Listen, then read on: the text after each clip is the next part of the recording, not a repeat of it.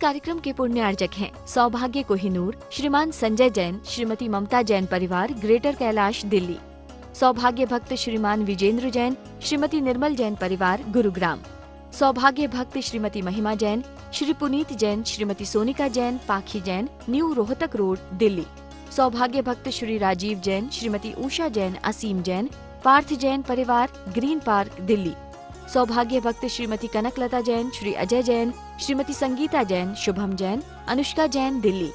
सौभाग्य भक्त श्री नरेंद्र जैन, श्रीमती संगीता जैन, पाशु जैन, श्री सौरभ जैन, श्रीमती पारुल जैन, श्री निखिल, श्रीमती शिल्पा, रिद्यान, विवांश, देवांश जैन परिवार, दिल्ली।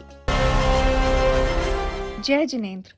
परम पूज्य बुंदेलखंड केसरी आचार्य श्री सिद्धांत सागर जी महाराज के परम प्रभावक शिष्य परम पूज्य बाल योगी आचार्य श्री सौभाग्य सागर जी महाराज की मंगल प्रेरणा एवं आशीर्वाद से मुनि सुव्रत तीर्थ पल्ला भक्तावरपुर, दिल्ली में निर्माण कार्य प्रगति से चल रहा है, जिसमें भव्य मंदिर के साथ साथ संत निवास, यात्री निवास, भोजनालय एवं छात्रावास का कार्य प्रगति पर है, जिसमें आप सहयोग कर पुण्यार्जन प्राप्त कर सकते हैं।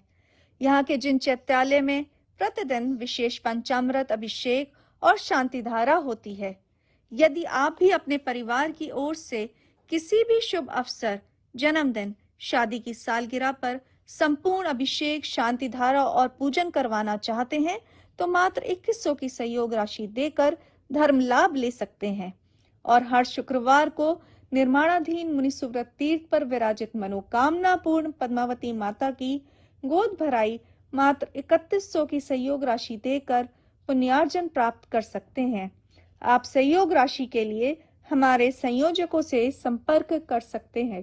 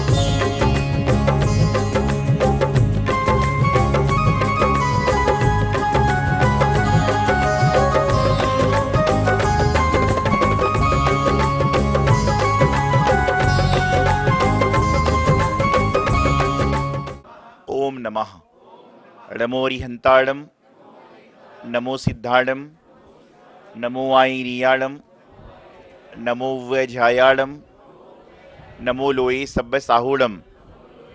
जय बली अनंतानंत सिद्ध परमेश्वरी भगवानी की, देवाधिकार श्री आदिनाथ भगवानी की, देवाधिकार श्री शांतिनाथ भगवानी की, देवाधिकार श्री मुनीश्वरनाथ भगवानी की, रौग्रेश्वर श्री नेमिनाथ भगवानी की, चिंतामणि पारसनाथ भगवानी की, गोमटेश्वर बाहुबली भगवान की, आचार्य श्री श्रीमती सागर जी महाराज की, आचार्य गुरुदेव श्री सिद्धांत सागर जी महाराज।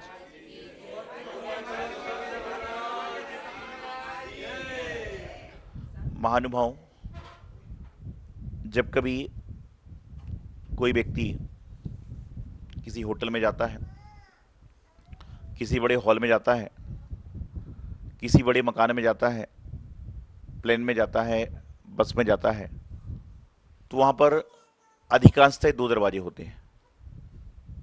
2 दरवाजे होते हैं, एक अंदर जाने का और एक बाहर आने का। एक अंदर जाने का दरवाजा होता है, एक बाहर आने का दरवाजा हुआ करता है कि एक तरफ से अंदर जाते जाइए और एक तरफ से बाहर आते जाइए। तो आपने कभी गौर किया होगा कि ज्यादा लोग कहां से निकलते हैं?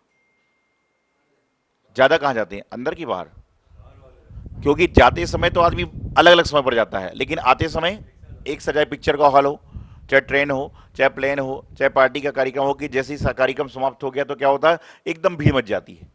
तो कहने का मतलब ये है कि जो अंदर का दरवाजा है, अर्थात अपनी आत्मा का दरवाजा है, वहां पर बहुत कम लोग जाते हैं, लेकिन जो बहिरंग के दरवाजे हैं उसके पास बहुत सारे लोग जाते हैं। और जो अंतरंग के दरवाजे में चले जाते हैं फिर उनको बहिरंग की कोई आवश्यकता होती नहीं। जो व्यक्ति अंतरंग में एक बार समा जाता है उसका बहिरंग का सारा कार्य अपने आप समाप्त हो जाता है। इंदौर धर्मनगरी है और आज इंदौर में लगभग 20 वर्ष के बाद पुनः यहाँ पर हमारा आना हुआ। और गोमटगिरी अधिशय क्षेत्र जो कि पूरे आसपास के शहरों में, नगरों में इतनी बड़ी 24वीं बाहुली भगवान की प्रतिमा मुझे लगता है आसपास नहीं है। यहाँ पर भी जब सन 2002 में विश्वपंथी मंदिर मलारगंज में गुरुदेवाचार्य सिद्धांत सागर जी महाराज के संग में हमारा चतुर्मास हुआ था, उस समय मुनि थे। उस समय एक बार आए थे, दर्शन किए थे और जैसी व्यवस्था हुई होगी ध्यान नहीं पड़ता है, वहाँ पे दर्शन लाभ लिए थे। और इंदौर के विभिन्न विभिन्न मंदिरों के दर्शन उस समय भी किए थे। चूँकि अभी कचनेर जी की यात्रा चल रही है, दिल्ली से कचनेर जी की लगभग 1300 किलोमीटर की दूरी और संक्षिप्त समय तय करके हम लोग को वहाँ पर पहुँचना है। उसी यात्रा के दौरान यहाँ पर आज दिल्ली से इंदौर आए और इंदौर में गोमटगिरी, और जैसा कि अभी संचालक जी बता रहे थे कि गोमटगिरी एक प्रकार से गांधीनगर ही था। और सन 2008 से आप सभी के बीच में जो बिमल चंद कासलीवाल के नाम से जाने जाते थे, वह 26 जनवरी 2008 को पारसगिरी बड़वानी में दीक्षित हुए और उनका नाम सुबिमल सागर जी हो गया। और जब से लेकर 2008 से लेकर अभी तक हमारे संग में रहकर धर्म साधना कर रहे हैं, आराधना कर रहे हैं। और उसके बाद में आप समझिए कि 14 साल के बाद वही भी अपने गृहनगर पहुँचे। 26 जनवरी 2008 को दीक्षा हुई थी और उसके बाद में आज लगभग 7 जून 2022 को, लगभग कितने सालों बाद, 14 साल से भी अधिक हो गया, उसके बाद में 7-8 जून को मतलब यहाँ पर पहुँचे हैं। और पहुँच कर ये धर्म साधना करते पहुँचे। तो ये तो साधुओं का जीवन है, आज यहाँ है, कल वहाँ है और परसों पता नहीं कहाँ होंगे। तो मैं आपको बता रहा था कि जो व्यक्ति अपने अंतरात्मा में आ जाता है, जो व्यक्ति अपने अंतरंग के भावों को सही कर लेता है, उसके जीवन का कल्याण निश्चित रूप से हो जाता है। आज वर्तमान में देखने में आता है कि लोग तन पर यदि कोई मैल लग जाए, वस्त्रों पर कोई गंदगी लग जाए, तो लोग साबुन लाते हैं, तरह तरह की कंपनी की साबुन लाते हैं, खुशबू वाली साबुन लाते हैं और उससे तन की गंदगी को साफ कर लेते हैं। लेकिन वो एक गंदगी कब तक साफ होती है? जब तक दोबारा गंदगी ना चढ़े। लेकिन कहते हैं कि जो अपने अंतरंग की गंदगी को स्वच्छ कर लेता है, बहिरंग की गंदगी को स्वच्छ करने के लिए तो साबुन है, इत्र है, फुलेल है, सब कुछ है, लेकिन जो आपके अंतरंग में अर्थात आत्मा में जो कषाय बन रही है, राग देश बन रहा है, उसको दूर करने के लिए कौन सा साबुन चाहिए, कौन सा यत्र चाहिए, कौन सा आपको ब्रश चाहिए? तो कहते हैं कि अंतरंग की सफाई के लिए आपको परमात्मा रूपी पाउडर चाहिए।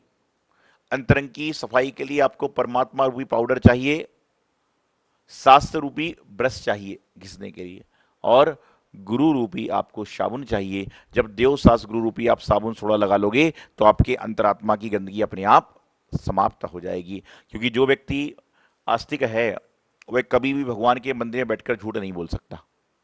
जो व्यक्ति सचमुच में धर्म करता है, पाप से डरता है, वह मंदिर में गुरुओं के सामने झूठ नहीं बोल सकता, शास्त्र को हाथ में लेकर कभी झूठ नहीं बोल सकता। और जिसके अंदर, जिसकी जिब्बा में परमात्मा का निवास हो जाएगा, उसकी जिब्बा से कुछ आएगा ही नहीं।